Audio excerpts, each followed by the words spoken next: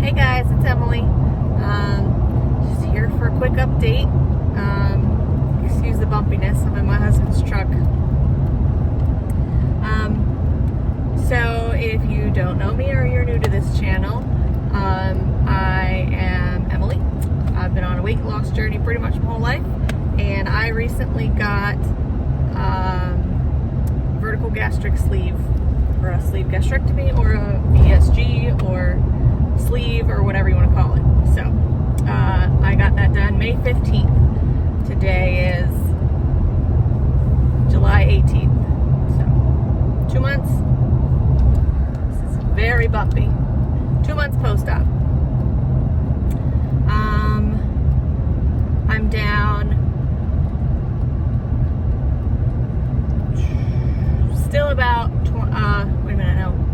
still about 30 pounds, give or take a couple here and there for, water weight and things like that. But my scale this morning, sorry, not my scale, the doctor's scale this morning in my office said 222. So I'll take it. I was 250 the day of surgery. That's very, very bumpy. I'm so sorry. 250 the day of surgery, so that's 2 pounds away from 30 pounds. I'll take it. I'll take it. Anyway, so this update, this past weekend? It was probably a week and a half ago. I may or may not have had a gallbladder attack. Likely was a gallbladder attack. I had this really gnawing, kind of dull pain. Started right under my right rib, and then felt like it radiated through to my back. It got a little bit higher up. Anyway, I just couldn't get comfortable. I was a little bit nauseous. And it lasted for, the first time, it lasted for maybe 30 minutes. Went away for about an hour, came back full force, and lasted for about an hour, hour and a half. And then I finally was able to take a nap. So, yeah, that was not pleasant. Not pleasant. And I hadn't eaten any crazy fatty foods or anything. I had a Baby Bell cheese wheel and 4 cherries. That was it. That was my snack, right? Then we went to Walmart and we were walking around my husband and I were walking around Walmart, and I had to go sit in the car. I couldn't. It hurt so bad. Excuse me. And so I messaged my doctor, my surgeon, and the nurse practitioner got back to me, and she was like, "Oh, well, yeah, that kind of sounds like maybe a gallbladder attack, so let's do an ultrasound." So I had my ultrasound done yesterday, and sure enough, I've got gallstones. They're tiny is what my report said. Tiny gallstones, plural though. So I've never had any issues with my gallbladder. And I'm also on ursidiol. Anyway, it's a medication that they give people to help dissolve gallstones as a preventative measure, because now I am at higher risk for getting gallbladder issues. I really hope you guys can make it through this video. It is very bumpy. I do apologize again. So yeah, the gallstone situation. I'm waiting right now to see if my surgeon, what his thoughts on it are. The nurse practitioner was supposed to powwow with my surgeon today and get back to me tomorrow. So we're waiting. I haven't had any issues since. Not in constant pain. I've eaten worse foods than the cheese wheel and cherries since then, and nothing. So I don't know.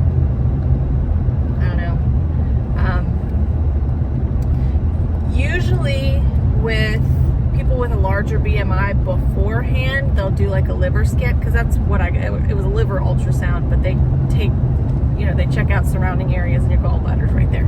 So everything else looked fine. Liver looked fine. Pancreas looked okay. I had a little bit of fat on that, but I mean, I'm overweight, so I'm sure a lot of my organs have infiltrated fatty, whatever situations. Anyway, but because my BMI was on the lower end, he didn't feel the need to do that, and I hadn't had any gallbladder issues before, so we didn't do the liver scan before surgery. So, anywho, I really didn't. I knew it was definitely a possibility because of the quick weight loss, because that does give you a higher risk of incident with your gallbladder. And I'm losing weight quick, I guess, but it's not like a drastic 15 pounds a month. I know, like, that is a lot. That's a lot. But, I mean, people have lost in 2 months now like 30, 40 pounds. So, well, anyway. So, that's the situation. That's the update. I'll let you guys know what happens. I really, really hope I don't have to get my gallbladder out for tiny gallstones, but again, I am at higher risk for things happening a little, like later, and I'm not on this medication indefinitely. Like, I'm not on it for the rest of my life. It's just a preventative measure right after surgery. So, we'll see. If any of you guys have had the same issue, or if you have had your gallbladder out in general, give me some info. I've done research on it, but I don't think it drastically changes your life. I know you can't eat certain things, but like, I can't eat certain things now anyway. So I think I don't know. It may not be a big change. I just don't want to have to go under and get another organ taken out. Already kind of feel a little like Frankenstein's monsters, something like that. Anyway, but that's just me. That's just me. It's just me. Me knowing that a piece of my body isn't there anymore. If I think about it too hard, it freaks me out a little bit.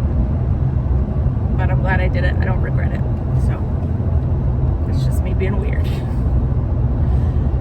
Anyway. So yeah. Leave your gallbladder stories, gallstone stories. And yeah. I will update you guys when I figure out what the heck's gonna happen. You guys have a great day. And yeah, like, subscribe, share if you want to keep getting updates. If you don't care, that's fine by me. It's okay. You do you, boo. It ain't gonna hurt my feelings. Yeah, so have a great day. I'll see you guys next time. Bye. I do have another update. This is totally TMI. Totally TMI. So if you're a dude who thinks like periods are gross, you might want to just not watch anymore. But I'm trying to be super informative and give you guys all the info. Here I go. So if you don't want to hear about it, bye. My period this month was atrocious. It was the worst period I've ever had. Ever in my life. The worst period. So not in terms of like pain, like the cramps were normal, but I lost so much blood. Like, I even feel like I look paler after, and I'm still on it. It's like we're on day 5, like 6. We're on day like 6. I'm usually like a 4 to 5 kind of girl. I'm on like day 6, and it's still pretty good flow. So and I've read that this happens, and I've heard stories and other videos and posts and things that it happens, but oh my god.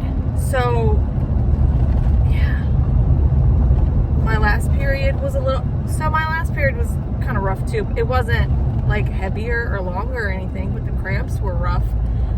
And then I was on my period like during my surgery. Like I was at the tail end of it during my surgery. So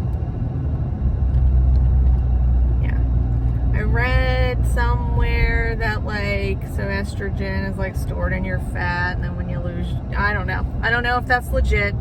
I don't know.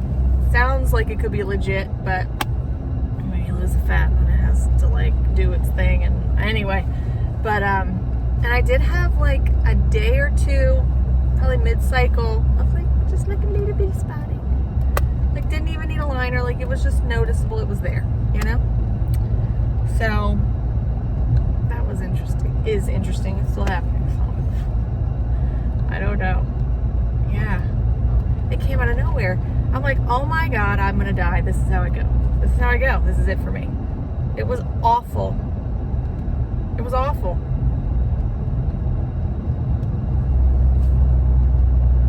I'm gonna, like, it was awful. I kind of, like, I just want to tell you guys, but I don't want to get too gruesome with the details and personal, but, like, couldn't get a tampon in quick enough. Couldn't clean myself quick enough. I was just bleeding so much. Like, whatever. Again, sorry if that makes you uncomfortable, but I don't care. People need to know this information, I feel like. If you're thinking about it and you're a lady who still has periods, you should probably know that it could get worse. Now, it could get better. I've read that some people, it gets better, but there's, you know, a waiting period there. So I'm hoping everything gets better. Like, I was Googling what, like ablations and like, what do I do to help this? Like, do I need to get back on birth control? Like, anyway. So yeah, in perspective, right? To put it in perspective,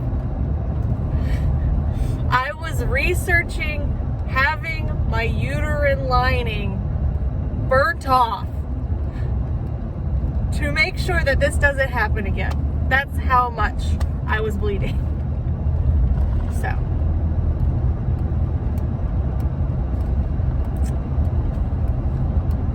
You guys have a good day. I'll catch you next time.